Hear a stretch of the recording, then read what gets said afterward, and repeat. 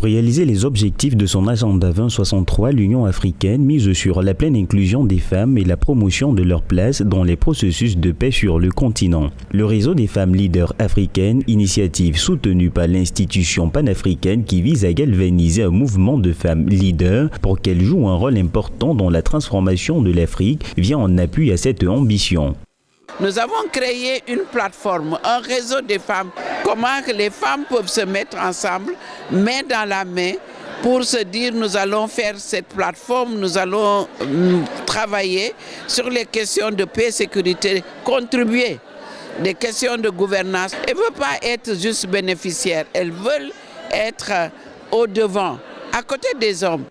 Les femmes africaines ont un rôle particulier à jouer. Il est nécessaire de les impliquer dans les processus de négociation et de construction de la paix. Pour le réseau des femmes leaders africaines réunies à Malabo en Guinée équatoriale, lors du dernier sommet extraordinaire de l'Union africaine, les femmes doivent être en première ligne pour créer des économies durables et des sociétés pacifiques. Nous devons mettre les femmes au milieu.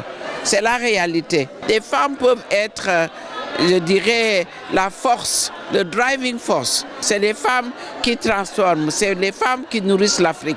À côté des hommes, les femmes peuvent innover et trouver donc les mécanismes, trouver des financements nécessaires. Le réseau des femmes leaders africaines est engagé pour l'inclusion des femmes en Afrique. Du 13 au 15 août 2022, le mouvement des femmes a déployé une mission de solidarité au Kenya pour soutenir les efforts des femmes afin de promouvoir leur participation au leadership et d'amplifier leur voix dans la prévention des conflits pour des élections pacifiques. Une démarche que le réseau des femmes leaders africaines compte poursuivre en vue de renforcer la place des femmes sur le continent.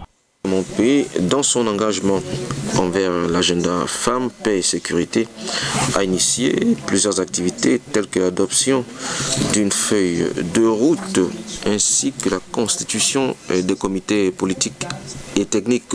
Des étapes qui nous permettront d'achever bientôt la préparation d'un plan d'action national pour les politiques de développement des femmes. Je voudrais dans ce sens vous informer des importantes résolutions adoptées en faveur des femmes par le 7e Congrès national ordinaire du Parti démocratique de Guinée équatoriale qui s'est tenu récemment et qui, entre autres décisions adoptées, a fixé à 35% le quota minimum de participation des femmes aux sphères de décision.